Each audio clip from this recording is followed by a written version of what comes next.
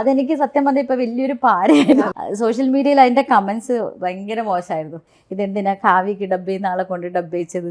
അവർ ആദ്യം തന്നെ എൻ്റെ അടുത്ത് പറഞ്ഞു, ചേച്ചി ഞങ്ങൾ വോയിസ് വേറെ ആളെ വെച്ച് ഡബ് ചെയ്യും എന്ന് പറഞ്ഞു. കാവ്യമാധവന്റെ ഒരു 99% മൂവീസും ചേച്ചിയാണ് ചെയ്തേക്കുന്നത്. അതെ അതെ അതെനിക്ക് സത്യം പറഞ്ഞാൽ ഇപ്പൊ വലിയൊരു പാരയായിരുന്നു. കാരണം വരണ ആവശ്യമുണ്ട് പടത്തിൽ. ഞാൻ കുക്കറമ്മയായിട്ട് അഭിനയിച്ചല്ലോ. അപ്പൊ അതില് ഡബ് ചെയ്ത് ഞാൻ തന്നെയാണ്. സോഷ്യൽ മീഡിയയിൽ അതിന്റെ കമന്റ്സ് ഭയങ്കര മോശമായിരുന്നു. ഇതെന്തിനാ കാവ്യക്ക് ഡബ് ചെയ്യുന്ന ആളെ കൊണ്ട് ഡബ് ചെയ്യിച്ചത്, ഈ തള്ളക്ക് ഇങ്ങനെ ഒരു വോയിസ് വേണോ, എന്തിനാ ഹീറോയിൻ അങ്ങനെയൊക്കെ ഭയങ്കര ഇത്. അത് കാരണം എന്താ പറയുക, ഇപ്പൊ വേറൊരു മലയാള പടത്തിൽ അഭിനയിക്കാൻ വിളിച്ചിട്ടുണ്ട്.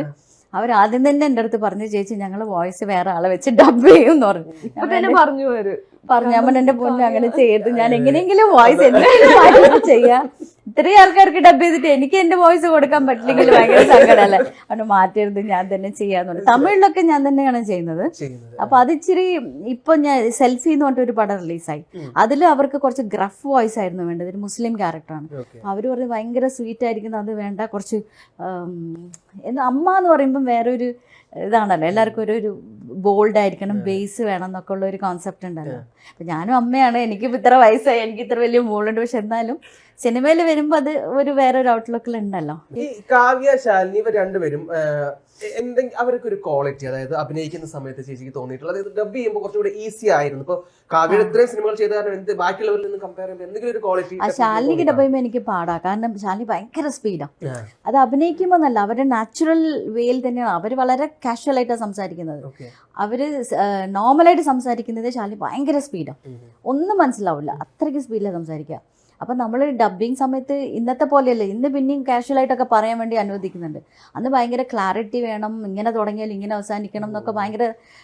ആ പടങ്ങളും ഇന്നത്തെ പടങ്ങളായിട്ടുള്ള വ്യത്യാസം നിങ്ങൾക്ക് കണ്ടാൽ മനസ്സിലാവും. അപ്പൊ ഇപ്പൊ ക്ലാരിറ്റി എത്ര വേണ്ട. അപ്പൊ അങ്ങനെയൊക്കെ അങ്ങനെ പറയേണ്ടി വരുമ്പോൾ ഒരുപാട് സ്ട്രെയിൻ ആണ്. കാവ്യ പിന്നെ കുറച്ച് നാട്ടും പുറത്തെ സ്റ്റൈൽ അങ്ങനെയൊക്കെയല്ല അധികം ചെയ്തിട്ടുള്ളത്. അപ്പൊ നാച്ചുറൽ ആയിട്ടുള്ള ഇതിൽ പറയുമ്പോൾ. അതേപോലെ ഗോപികയ്ക്ക് ഡബ് ചെയ്യുമ്പോൾ ഭയങ്കര പാടാണ്. ഗോപിക്കും ഭയങ്കര സ്പീഡാണ്. അവരോട് പറഞ്ഞിട്ടുണ്ടോ ഒന്ന്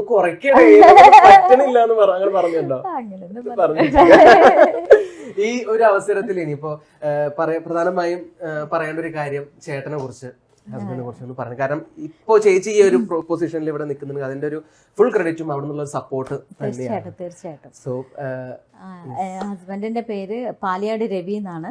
അദ്ദേഹം നല്ലൊരു ഗായകനാണ്. നന്നായിട്ട് വരയ്ക്കും, ഡബ് ചെയ്യും, ആക്ട് ചെയ്യും, ഇതെല്ലാം ചെയ്തിട്ടുണ്ട്. എല്ലാ മേഖലയിലും അവിടെ ഇവിടെ ഒക്കെ തൊട്ട് വെച്ചിട്ടുണ്ട്. പക്ഷെ വിചാരിച്ച പോലെ ഒരു ലൈം ലൈറ്റിൽ എത്താൻ പറ്റിയില്ല എന്ന് വേണം പറയാം.